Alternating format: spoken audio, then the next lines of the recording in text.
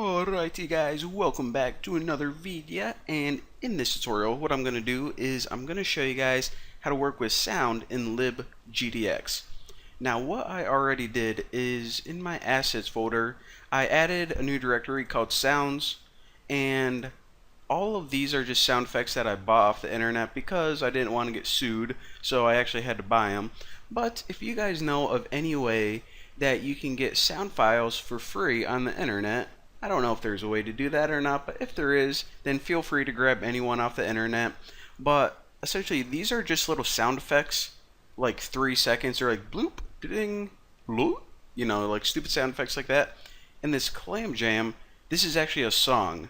So it's like 3 or 4 minutes long. And the reason that I wanted different lengths is because the way that you handle simple sound effects and the way that you handle music is a little bit different.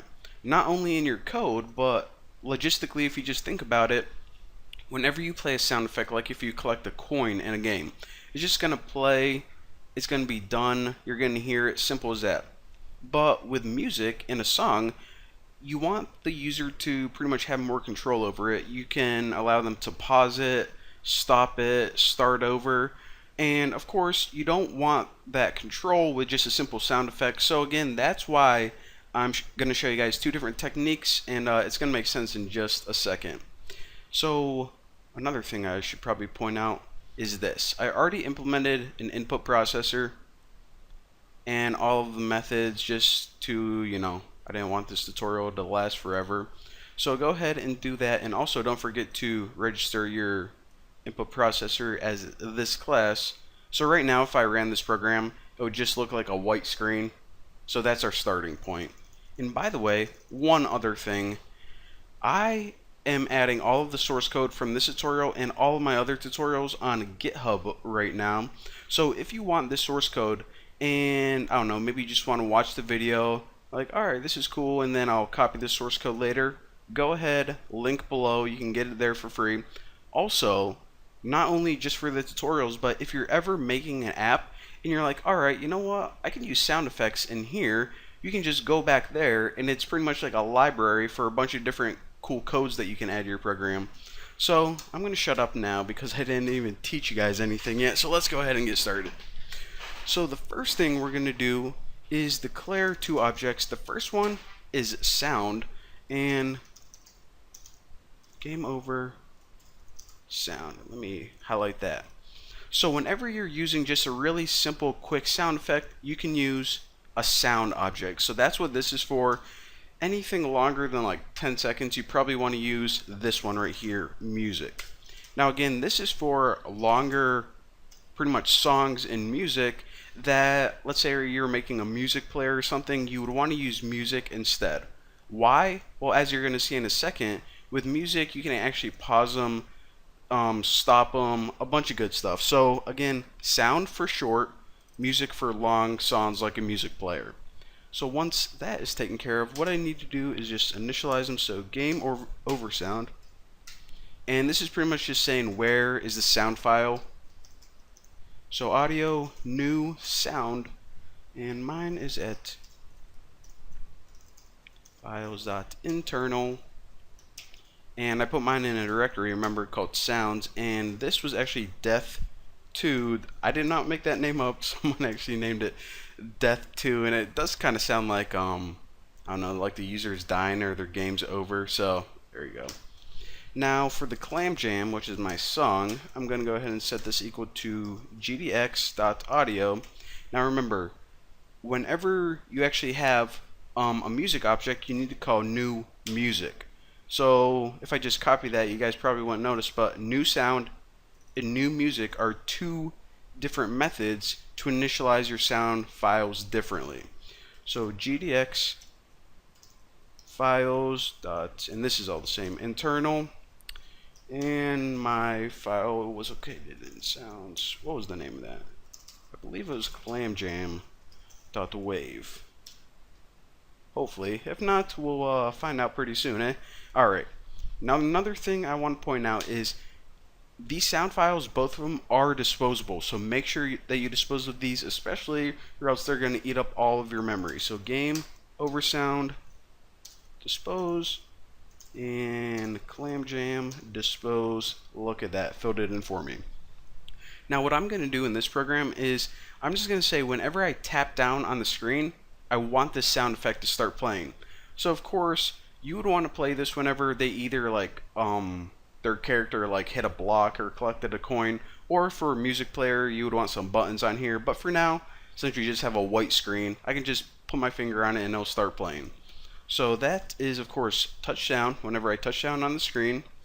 And let's do the simple game over. So this game over sound effect is that really quick one, and at first I'll just show you guys this to play it as normal.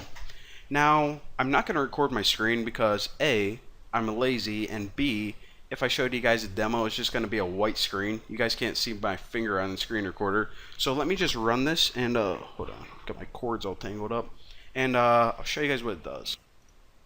Alright guys, so I had a typo. I actually put sound instead of sounds. So my program crashed, but it is running now. Now let me go ahead and tap my screen and listen. So that's, you can see actually right here whenever I'm tapping in my little lock hat. And now let me tap it real quick. So first of all, that's the most annoying sound ever, but that is my game sound file, and let me set my phone down here. So another thing I want to show you guys is this. See, whenever we just played the sound, we just called a method called play. It ran, played the sound fine. But what this method actually does is, in addition to just playing the sound, it also returns an ID number. And we can store this value, and we'll just store it in a long variable called like sound ID. Now, why would we ever want an ID number essentially to reference this sound? Well, with this ID number, what we can do is add some cool sound effects. And say that you're making this game and you had a bunch of different sound effects for your game. Maybe you had a sound where they collected coins, maybe you had one where they busted a block, and you had this one that played whenever it was the game over. But you notice that this sound was kind of loud, so what you want to do is go in here and somehow you got to figure out how to edit a sound file and turn down the volume. Or with a sound ID, you can actually do this all through Android. So if you reference game over sound and call something like set, as you can see there's a bunch of different stuff that you can do. So we'll just say set volume for now, and then you throw in your ID right there. The volume is actually a value 0 to 1. So if you want to set it at like 90%, just put 0.9 F. And let me show you guys one other thing. And just so you know, being able to differentiate between 90 and 100% is probably a little bit difficult, so I'll show you guys one that will be easy to hear. Set pitch, and this is actually a value 0 to 2. 1 is the default pitch that you heard you know, just like a minute ago.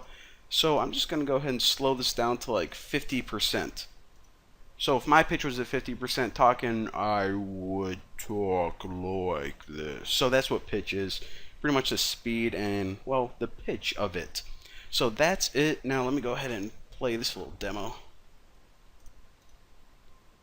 Alright, so I got my phone. So you guys probably can't hear the volume being at 90%, but you can definitely hear the pitch. Alright, beautiful sounding sound effect. So now what I want to show you guys how to do is work. Actually, let me just go ahead and take all these out. And again, I'm going to include these whenever I post the source code on GitHub. So, yeah, alright. So another thing I want to do is show you guys how to use that streaming music. Now, of course, just to play it, it's pretty simple. You call the music file, and remember, this is my long music file. It's like 4 minutes long. Now, of course, I don't want to touch down. It plays for 4 minutes, and I have zero way of stopping it. So just for this example, I'm going to say whenever my finger is down on the screen, it's going to play. However, whenever I lift it up, then I'm going to pause it. So I'm going to call Clam Jam, which is the song, pause. Now, of course, you would never add the functionality to actual music player. You know, you don't want their finger to constantly be on the screen to play the song. But let me go ahead and show you guys. And by the way, well, I'll tell you guys in a second. Alright, so I'm about to tap my finger on the screen. And now lifting it off. Alright, so as you can see, whenever I lifted it off, then it pretty much stops it or pauses it right there. I'm going to press my finger down again. Lift it off. And that's another thing. See, this right here is the pause method. And what this does is wherever you paused it at, whenever I lift up my finger, it pretty much keeps an indicator of where it's at. Now, I can also call stop. And what this does is it actually stops it, and if I put my finger down again, it would start right at the beginning. So that's the difference from pause. It keeps your place. Stop would start right at the beginning. And I kind of like this song. I got it off well, I don't know even know what the website's called, but check it out.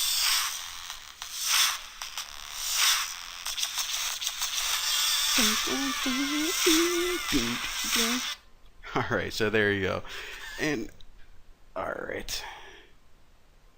Have to like adjust everything since I'm like grabbing my phone and then like trying to teach this and keep my screen recorder. It's a mess. So I'm gonna go ahead and probably go to McDonald's. They got them chicken selects now. Shout out to my selects. Alright. So yeah, there you go. Again, all this code is gonna be on GitHub. So thank you guys for watching. Don't forget to subscribe, and well, see you guys later.